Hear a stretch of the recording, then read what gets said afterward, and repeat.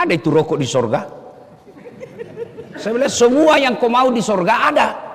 Semua yang kau mau, termasuk rokok ada. Cuma kalau mau kau ambil apinya ke neraka kau dulu. Dulu Pak pernah saya ceramah biar 13 kali satu hari bisa. Tapi waktu itu umur saya masih 30-an. Nah, sekarang sudah 50, tentu ibarat mesin sudah mulai lowbat. Ya, jadi harus disadari juga ini. Simpan kuenya Bu, sebentar dibagi-bagi. Mengganggu konsentrasi. Ya, nanti selesai ceramah, ndak lari tuh kue. Suatu kali imam bercerita. Dia tinggal di Baghdad. Ibarat itu kota Jakarta. Ibu kotanya Irak. Di Baghdad. Dia rindu sekali mau ke kota di sampingnya. Kira-kira mau ke Bekasi lah. Atau ke Bandung. Tapi dia bilang, kenapa saya mau sekali ini?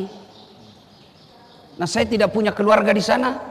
Tidak ada teman, tidak ada keluarga, tidak ada sahabat. Kenapa saya rindu sekali mau ke kampung itu? Akhirnya berangkatlah dia. Jalan. Tentu waktu itu belum ada wus. Belum ada kereta, belum ada mobil. Sampailah dia di kota yang dimaksud. Setelah sampai di kota itu, karena malam tidak ada hotel, maka masuklah dia ke masjid. Nah, sampai di masjid dilihat sama marbot. Ya, kira sudah sholat isya. Kalau di kampung saya marbot itu Pak Doja. Kata ini marbot, Tuan, ya Syekh, tidak boleh kau tidur dalam masjid. Nah, ini pengurus masjid juga ini perlu saya kasih tahu. Tidak ada ayat dan hadis melarang tidur dalam masjid. Ada itu masjid ditulis di dinding, dilarang tidur. Ada orang kasihan di rumahnya tidak bisa tidur, gelisah, maka dia datang ke masjid. Ada saya dapat begitu. Jadi tidak dilarang ke masjid tidur. Yang dilarang itu ngiler. Jadi kalau bapak mau tidur ke masjid, bawa bantal. Supaya ngilernya jatuh di bantal. Kalau tidak ada bantal ya kalau tidur jangan baring, menghadap ke atas, biar dia keluar masuk. Kata ini marbot, ya Syekh. Syekh itu bagi orang Arab 3 artinya. Syekh pertama dia ulama, Syekh kedua dia orang kaya, Syekh ketiga orang tua. Nah, kenapa dia dipanggil Syekh? Karena jenggotnya sudah putih. Nah, kira-kira kalau di sini patwa, tidak boleh dalam masjid, di luar. Dia bilang saya musafir. Dia bilang tidak boleh. Keluarlah dia. Dia di teras, masih dilihat sama itu marbot. Tidak boleh. Teras tidak boleh. Keluar. Nah, ini juga marbot, dia tidak tahu siapa ini orang. Karena waktu itu belum ada Facebook. Waktu itu belum ada foto. Setiap saat foto, ada lagi sedikit foto lagi. Sekarang, dulu tidak ada. Orang kenal namanya, tidak tahu wajahnya. Populer namanya imam, tapi tidak ditahu wajahnya. Nah, di depan masjid ada penjual kue. Dia lihatnya itu, kasihannya ini orang tua, diusir-usir. Maka dia panggil, ya Syekh, tal, sini. Begini. Saya punya rumah. Kalau kau mau tidur, rumah kecil, silakan ikut sama saya. Tapi rumah saya kecil. Tidak apa-apa, yang penting ada tempat baring. Oke? Jalan mereka. Bermalam. Ketika esok hari, ini tukang kue bikin kue. Apa yang menarik perhatiannya imam? Selama dia bikin kue, mulutnya keluar terus istighfar. Dia ambil tepung, gandum, istighfar. Astagfirullah. Astagfirullah. Dia campur air. Astagfirullah. Astagfirullah. Astagfirullah. Dia ulek-ulek. Astagfirullah. Astagfirullah. Astagfirullah. Dia bakar. Astagfirullah. Astagfirullah. Hebat ini orang. Jadi kuenya, jalan istighfarnya. Dia pergi tanya, Tuan, sudah lama kau lakukan ini? Sudah. Wih, luar biasa. Banyak betul istighfarmu. Ya. Daripada saya cuma bikin kue, ya saya istighfar. Jadi kueku, jalan istighfarku. Imam Ahmad lalu berkata, wah, luar biasa, banyak sekali istighfarmu. Sudah lama kau begini? Dia bilang, ya selama saya bikin kue. Sudah hampir 30 tahun. Masya Allah. Apa yang kamu dapat dari istighfar itu? Dia bilang, rasa-rasanya semua yang saya mau Allah kasih, Kak. Saya mau sehat, alhamdulillah tidak pernah saya sakit. Saya mau punya anak yang baik, alhamdulillah anakku soleh-soleha. Sepertinya tidak banyak uangku, tapi kalau ada saya mau beli, ada saja Allah kasih saya rezeki. Cuma satu yang belum saya dapat. Apa ini? Dia bilang, ini penjual kue. Saya selalu berdoa tiap malam, ya Allah, jangan kau wakafatkan saya, jangan kau matikan saya sebelum saya ketemu Imam Ahmad. Ternyata Imam Ahmad itu temani bicara. Mendengar ini, Imam Ahmad keluar air matanya. Pantas saya rindu sekali mau ke sini. Ternyata ini jawabannya. Allah kirim saya ke sini untuk menjawab doamu. Bapak bisa bayangkan antara ulama dengan penjual roti itu derajatnya pada zaman itu jauh. Ulama sangat dimuliakan, lebih mulia daripada gubernur, lebih mulia daripada sultan.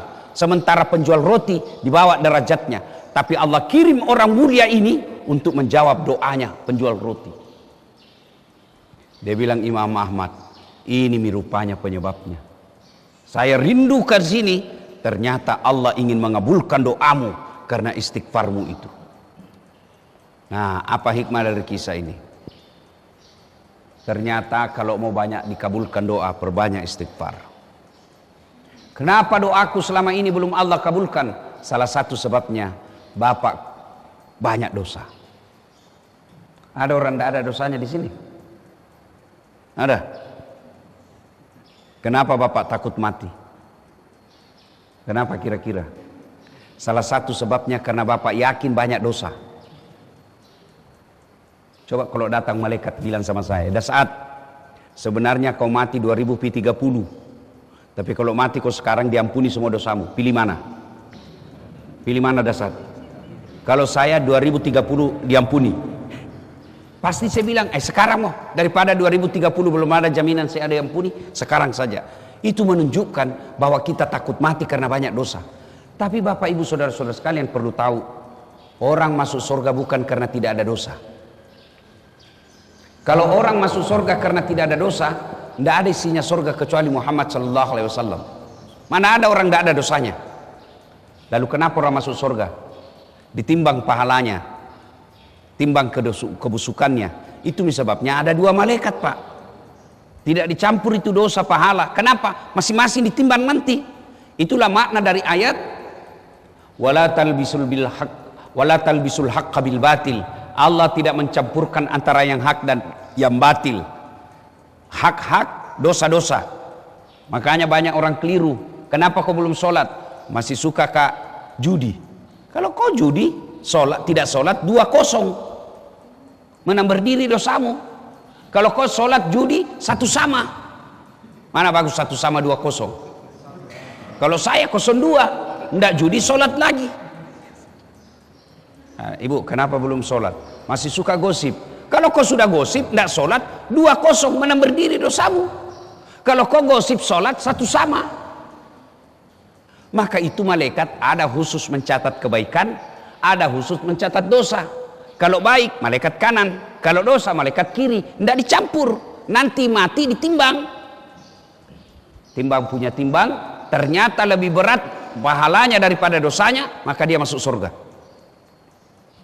Makanya Pak, kalau Bapak yang sudah tua ini, yang sudah muka-muka sakaratil maut, kalau Bapak yakin banyak dosa, maka sekarang perbanyak taubat. Setelah itu syaratnya taubat itu kan ada 4. Menyesal, mengakui, tidak ulang, ganti kebaikan. Jadi tidak cukup dengan istighfar. Kenapa? Karena masih ada itu dosa. Dosa apa? Nah, dosa yang tidak diampuni Allah ada dosa kepada sesama manusia. Kalau dosa kepada Allah, selama bapak menyesal, mengakui, tidak diulang, ganti dengan kebaikan, dosa apapun pasti Allah ampuni. Nah setelah itu ganti kebaikan, jadi dosa 5. Anggaplah kalau di angka ya, dosa 5, maka usahakan kebaikan 7, supaya ditimbang berat amal. Saya tidak banyak dosa Ustaz, tidak banyak amal juga, imbang. Kalau bapak tidak bisa banyak amal, jangan banyak dosa. Yang jadi masalah banyak dosa kurang amal. Makanya kalau bapak datang masjid, kasih banyak amal. Caranya 1, masuk masjid langsung sholat tahiyatul masjid 2 rakaat seperti tadi. Masih ada waktu, sholat sunat fajar. Itu salat sunnah fajar Pak, kalau ditimbang nanti lebih berat itu 2 rakaat daripada dunia dan isinya. Oh, bayangkan, ada di sini punya dunia, ada di sini punya tanah 20 hektar, ada? Tidak ada. Tapi sholat 2 rakaat sebelum masuk waktu subuh itu lebih berat timbangannya yang 2 rakaat daripada dunia dan isinya. Nah, coba kalau mau sholat itu nagoda aku lagi setan. Sudah mi, 2 mu. Cukup mi, itu cukup mi. 2 mu. Itu setan itu Pak. Anggaplah bapak sholat, kau pikir setan menyerah? Tidak. Jam aku baca surat pendek, Al-Fatihahmu saja. Sudah itu nagoda aku lagi, cepat-cepat kau. Akhirnya kita ruku cepat. Subhanallah, Allahu Akbar. Itu setan itu. Anggaplah bacaannya bapak bagus, kira setan menyerah? Tidak. Nah bisik kau lagi dalam hati. Assalamualaikum warahmatullahi. Assalamualaikum warahmatullahi. Nah bisik kau setan. Wih, kau paling hebat dalam sholat, kau paling alim ini.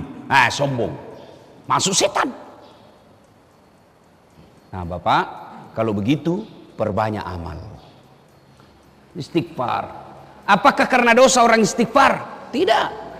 Kalau dosa orang istighfar, Nabi tidak perlu istighfar. Kenapa? Tidak ada dosanya. Tapi hadis membuktikan Nabi 1 kali duduk 100 kali istighfar. Tidak ada dosanya itu Pak. Nabi 100 kali istighfar, tidak ada dosanya.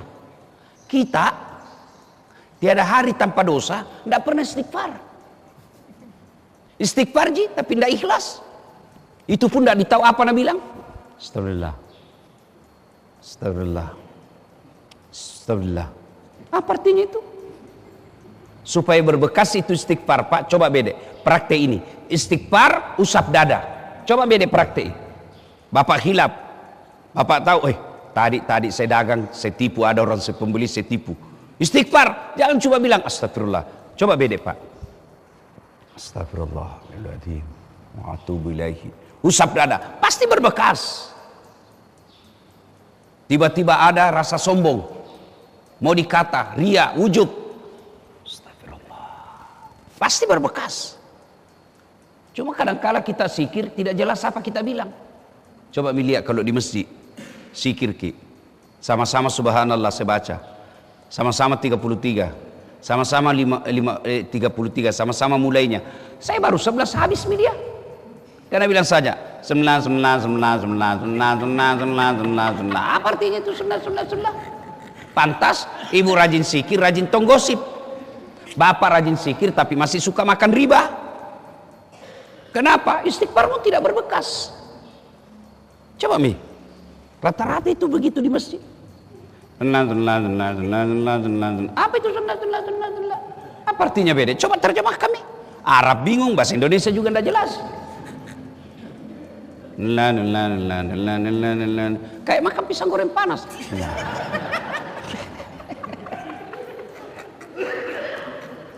Ya, mudah-mudahan selesai dengar ceramah ini, mulai perbaiki istighfarnya. Astagfirullah. Mau ki panjang-panjang? Astagfirullahaladzim wa atubu ilaihi. Mau panjang lagi? Astagfirullahaladzim wa atubu ilaihi. La ilaha illa anta subhanaka inni kuntu minadz zalimin. Tapi mau ki lebih sahdu? Astaghfirullah rabbal baraya. Astaghfirullah minal hatoya. Itu bapak-bapak yang sudah mapan, sudah punya rumah, ya, anak sudah pada jadi, alhamdulillah tidak ada utang, bisa hidup. Selesai sholat maghrib Pak Jamaki lagi pulang, tunggu mi sholat isya. Beda yang masih muda-muda, masih perlu cari uang untuk beli rumah, masih perlu beli uang, cari uang supaya anaknya bisa sekolah. Tapi kalau bapak yang sudah 65, 70, sudah jalan semua usaha, biar bapak tidak mengalir juga rezeki, sudah jangan lagi dikasih bodoh-bodoh setan. Kalau sudah pensiun Pak, itu Allah kasih umur, rezeki, itu maknanya sudah mi, urusan dunia berhenti kok, saatnya urusan akhiratmu kasih banyak. Apa Nabi bilang? Ya alhamdulillah pensiun mah ada mi anuku ustaz, sawahku tempatku nanti pergi di sawah, ada mi kebunku tempatku nanti sisi waktu tua. Masjid masuk isu tua, bukan lagi di kebun, di masjid. Tunggu isya, di situ tobat paling baik, karena Nabi di situ lakukan. Nunggu isya, bapak tinggal di masjid. Selesai salat maghrib, bapak salat sunat awabina namanya, salat taubat, 2 rakaat sunnah, 4 rakaat bagus, 6 rakaat lebih bagus lagi. Apa bacanya? Sama bacaan bahasa salat biasa, cuma beda niat. Sholli sunat al-taubat rakataini lillahi ta'ala, Allahu Akbar. Saya sengaja sholat sunat taubat 2 rakaat, sunnah hukumnya bagi saya, Allahu Akbar. Wakat tema sampajat toba, sunnah iriseseku, nasabak pungallahu ta'ala, Allahu Akbar. Itu juga kau tidak tahu bila aku saja Tuhan salat taubat ya, Allahu Akbar. Sudah, itu enaknya itu Tuhan, semua anak tahu.